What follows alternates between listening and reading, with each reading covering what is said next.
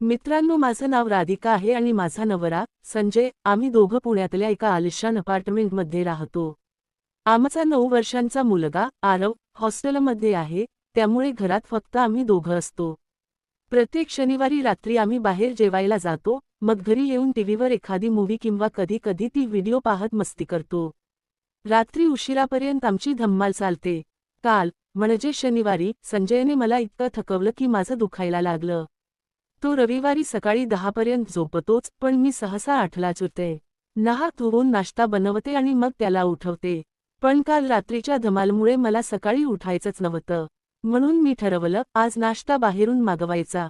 मी फोनवरून इडली आणि sandwich order केलं आणि पुन्हा झोपले. मी गाढ झोपेत होते, तेवढ्यात डोरबेल वाजली. आधी तर मी दुर्लक्ष केलं, पण बेल पुन्हा पुन्हा वाजली तेव्हा लक्षात आलं, नाश्ता आला असणार.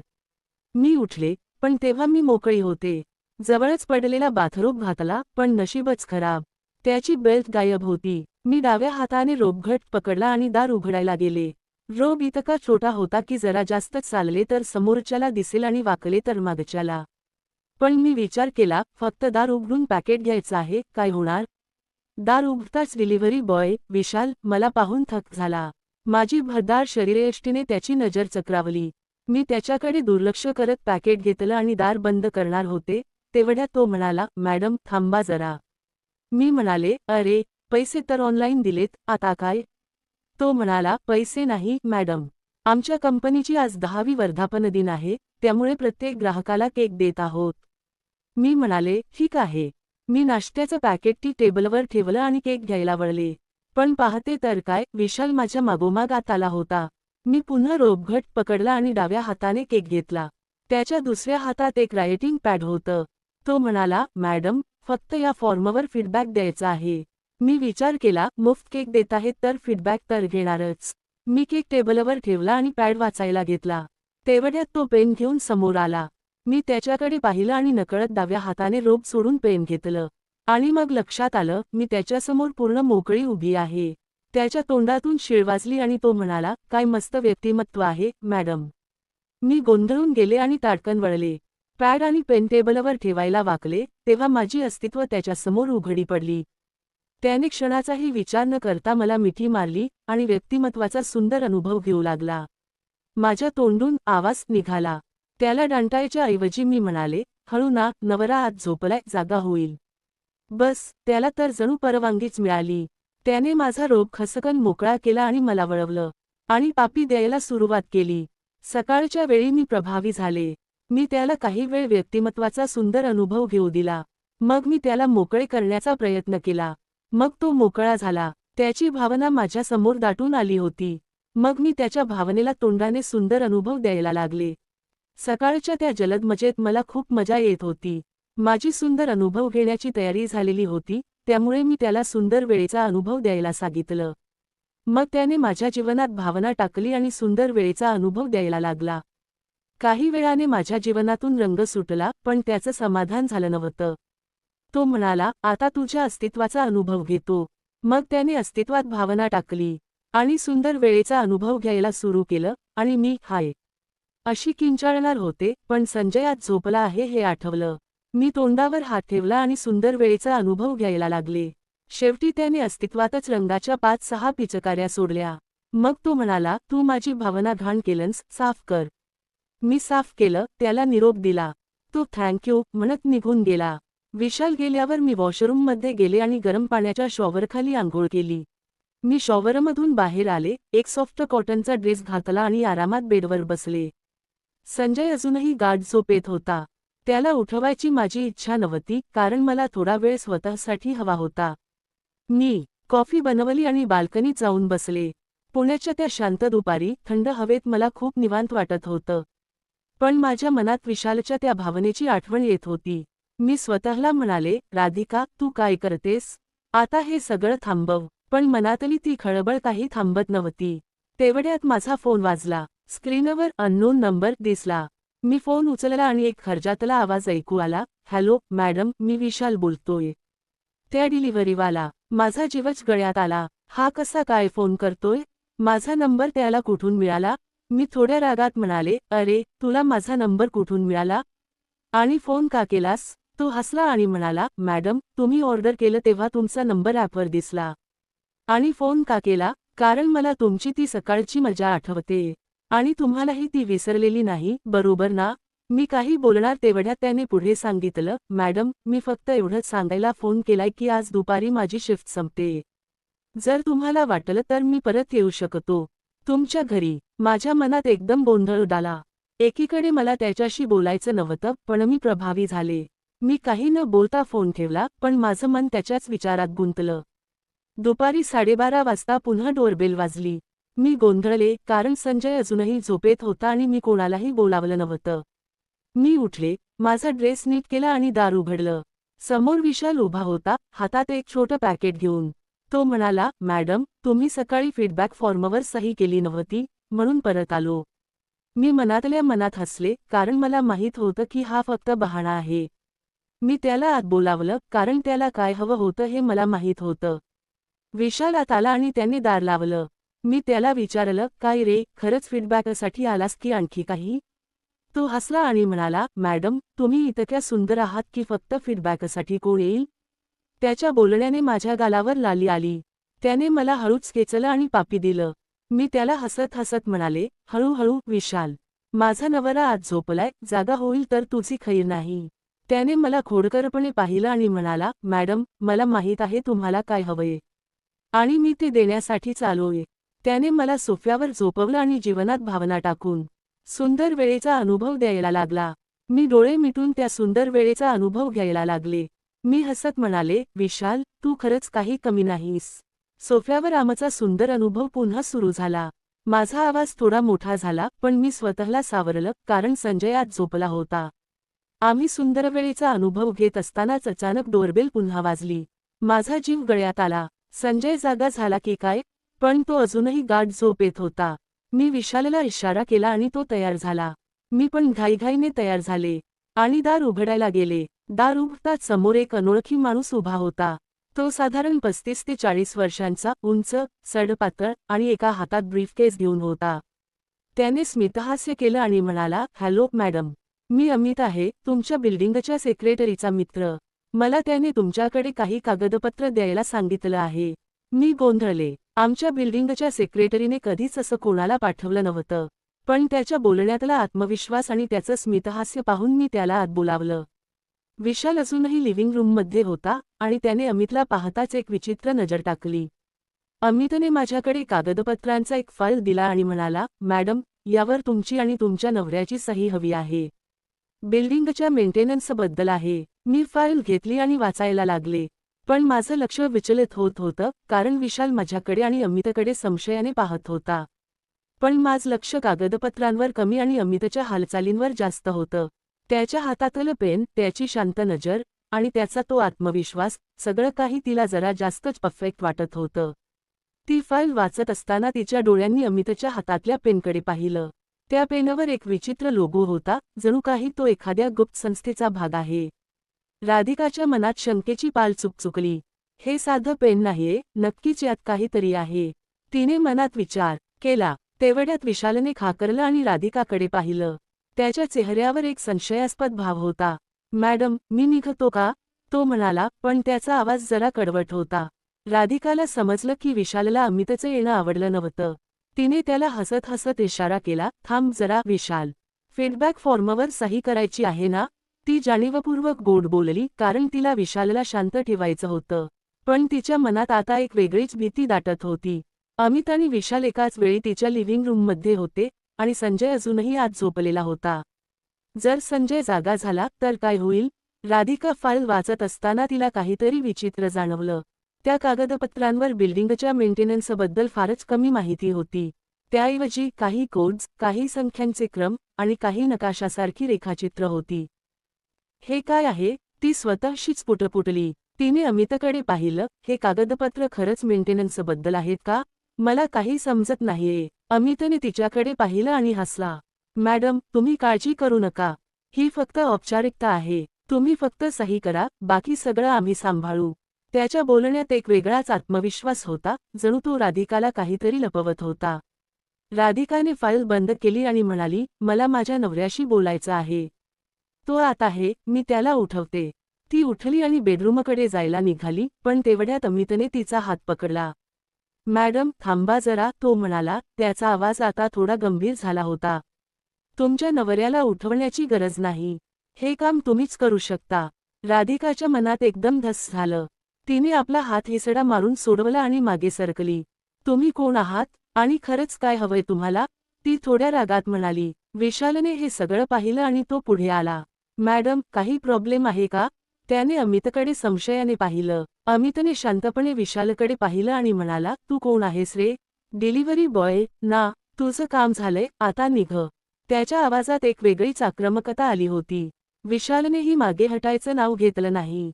तो राधिकाच्या पुढे उभा राहिला आणि म्हणाला, मॅडम सांगा ना, हा कोण आहे आणि हे असं का वागतोय? राधिकाच्या मनात आता गोंधळ उडाला होता. एकीकडे विशाल, ज्याच्याशी तिचं सकाळीच एक नातं जुळलं होतं, आणि दुसरीकडे अमित, जो काहीतरी रहस्यमय हेतूने तिच्या घरी आला होता.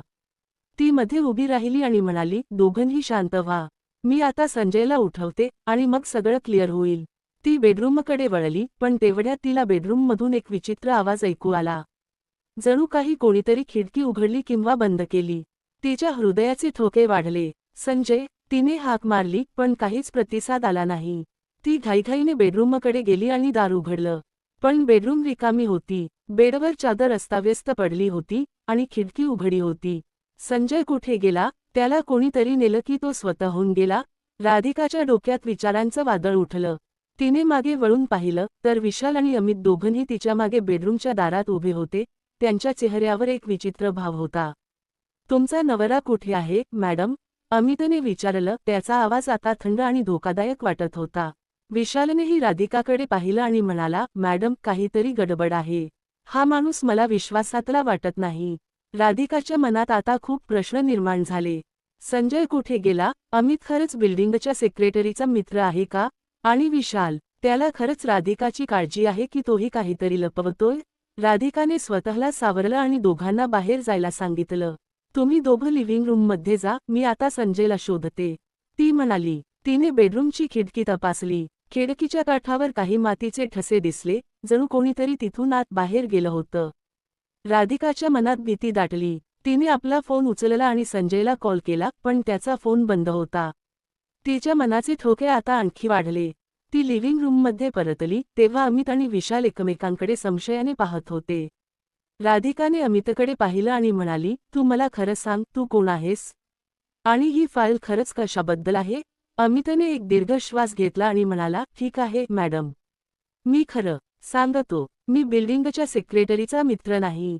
मी एक प्रायव्हेट इन्व्हेस्टिगेटर आहे. आणि ही फाईल, यात तुमच्या नवऱ्याशी संबंधित काही गुप्त माहिती आहे. राधिकाला धक्का बसला. संजय, त्याच्याशी संबंधित कसली माहिती? ती जवळजवळ ओरडली. अमितने शांतपणे सांगितलं, तुमचा नवरा, संजय, गेल्या काही महिन्यांपासून एका गुप्त प्रोजेक्टवर काम करतोय. त्याच्याकडे काही कागदपत्र आहेत, ज्यामुळे काही मोठ्या लोकांचं नुकसान होऊ शकतं.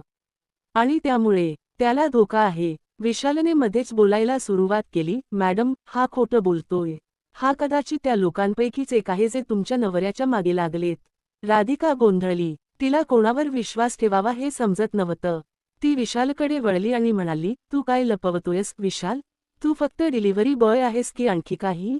विशालने एक क्षण थांबून राधिकाकडे पाहिलं. मग त्याने खिशातून एक कार्ड काढलं आणि तिला दिलं.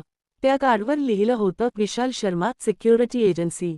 राधिका थक्क झाली. तू डिलिव्हरी बॉय नाहीस? ती उद्गारली. विशालने हसत हसत सांगितलं, मॅडम, मी डिलिव्हरी बॉय आहे, पण ती फक्त कव्हर आहे.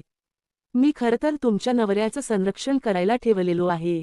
पण आज सकाळी तुमच्याशी ते सगळं अनपेक्षित घडलं. राधिकाच्या डोक्यात आता सगळं फिरत होतं. संजय कुठे आहे? अमित खरं बोलतोय की विशाल?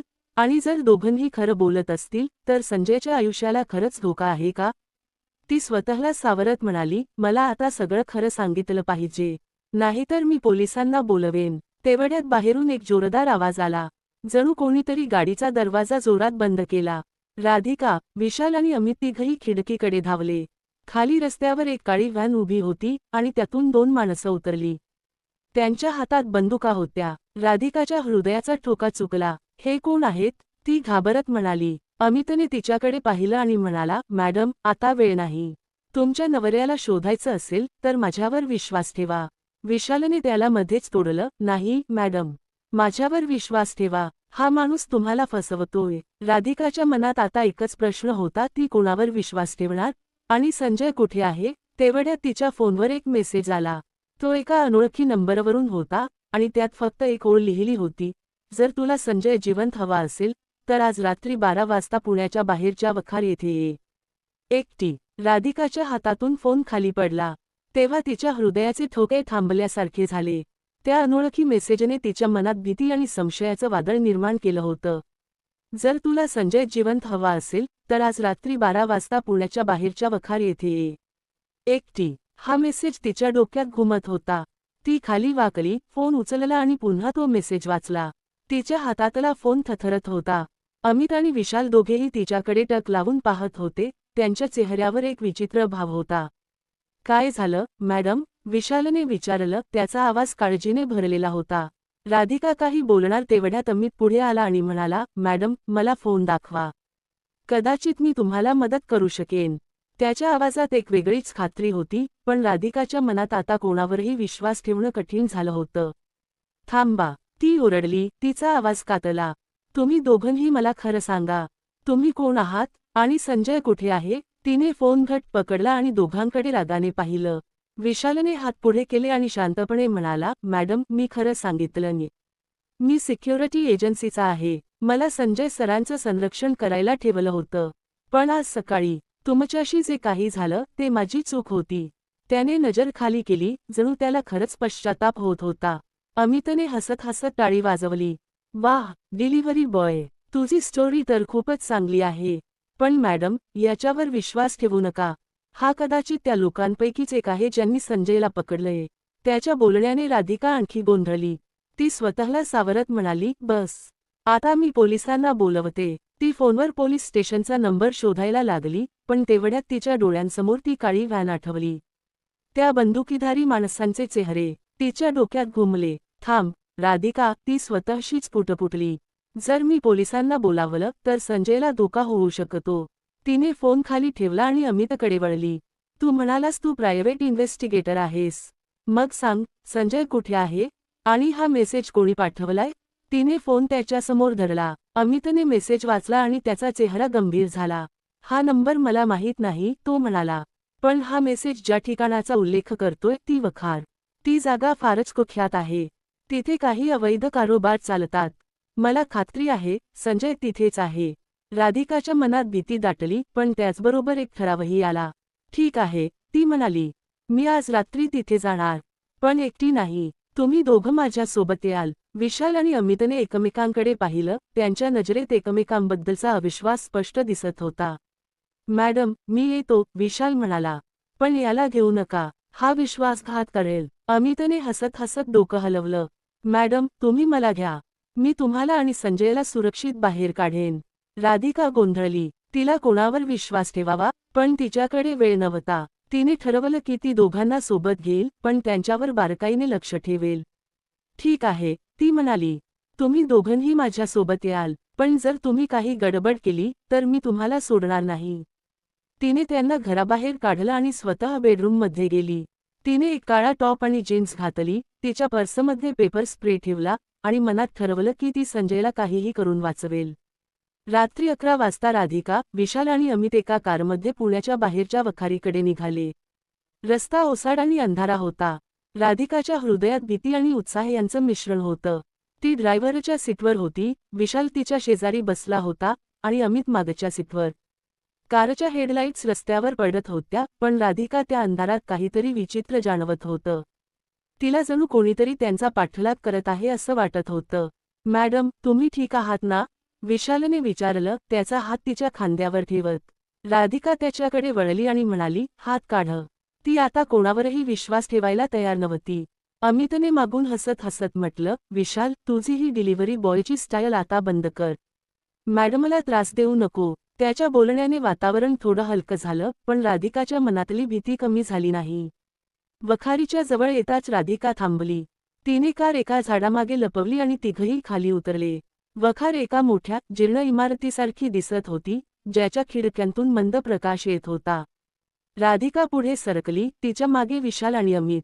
तिने पेपर स्प्रे हातात घट्ट पकडला. त्या इमारतीच्या दारापाशी एक माणूस उभा होता, त्याच्या हातात रायफल होती. राधिका थबकली. आता काय? तिने विशालकडे पाहिलं. विशालने तिच्याकडे पाहिलं आणि म्हणाला, मॅडम तुम्ही इथे थांबा. मी आणि अमित त्या माणसाला हाताळतो.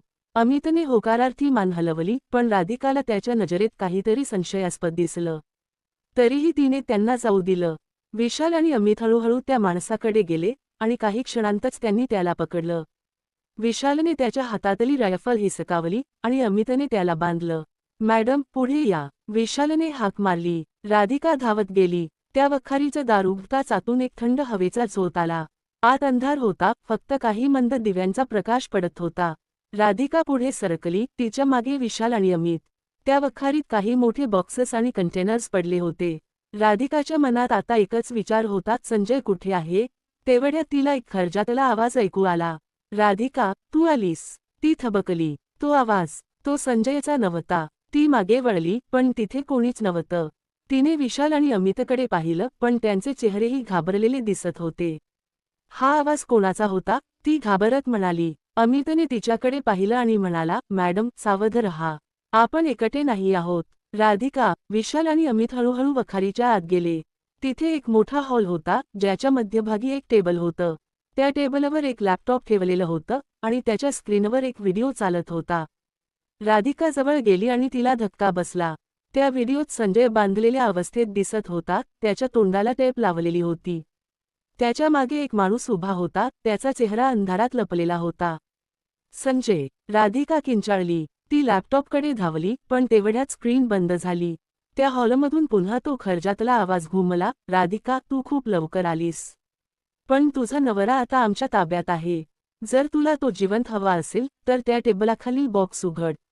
राधिका थरथरत टेबलाखाली वाकली. तिथे एक लहान बॉक्स होता. तिने तो उघडला आणि त्यात एक चिठ्ठी आणि एक छोटी डिव्हाइस होती. चिठ्ठीवर लिहिलं होतं, ही डिव्हाइस घे आणि पुण्याच्या जुन्या किल्ल्याकडे जा. तिथे तुला पुढची सूचना मिळेल. जर तू पोलिसांना बोलावलं तर संजयचा शेवट होईल.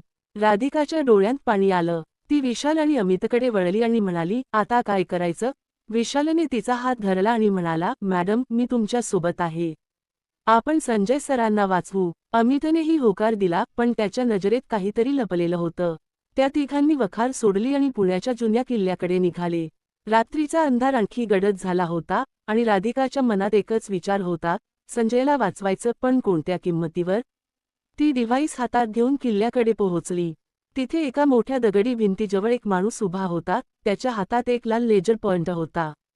त्याने राधिकाकडे पाहिलं आणि हसला. राधिका, तू खूप धैर्यवान आहेस, तो म्हणाला. पण आता खरा खेळ सुरू होतो. त्याने लेजर पॉइंटर तिच्यावर रोखलं आणि त्या क्षणी राधिकाला जाणवलं की ती एका मोठ्या जाळ्यात अडकली आहे. ती मागे वळली, पण विशाल आणि अमित दोघेही तिथे नव्हते. विशाल, अमित, ती किंचाळली, पण तिचा आवाज त्या रात्रीच्या सावलीत हरवला. त्या माणसाने पुढे येत तिचा हात पकडला आणि म्हणाला, आता फक्त तू आणि मी. आणि तुझ्या नवऱ्याचं भवितव्य तुझ्या हातात आहे. राधिका आता एका अनोळखी माणसासमोर उभी होती. तिच्या हातात ते रहस्यमय डिव्हाइस घट्ट पकडलेलं आणि डोक्यात एकच प्रश्न, संजय कुठे आहे? विशाल आणि अमित कुठे गायब झाले? ते खरंच तिच्यासोबत होते की सगळं एक मोठा फसवणुकीचा खेळ होता? आणि हा अनोळखी माणूस कोण आहे, जो तिला या खेळात अडकवतो आहे? आता राधिकाला कोणावरही विश्वास ठेवता येणार नव्हतं. तिला फक्त स्वतःच्या धैर्यावर आणि बुद्धीवर अवलंबून राहावं लागणार होतं. मित्रांनो, पुढे काय होणार हे जाणून घ्यायचं असेल तर लगेच भाग 2 अशी कमेंट करा आणि या व्हिडिओला एक जबरदस्त लाईक द्या, म्हणजे मला समजेल की तुम्ही पुढच्या भागाची आतुरतेने वाट पाहत आहात. आणि हो, तुम्ही या चॅनेलवर नवीन असाल तर सबस्क्राईब करा आणि बेल आयकॉन दाबा, नाहीतर पुढचा भाग मिस होईल. भेटूया लवकरच पुढच्या भागात. धन्यवाद.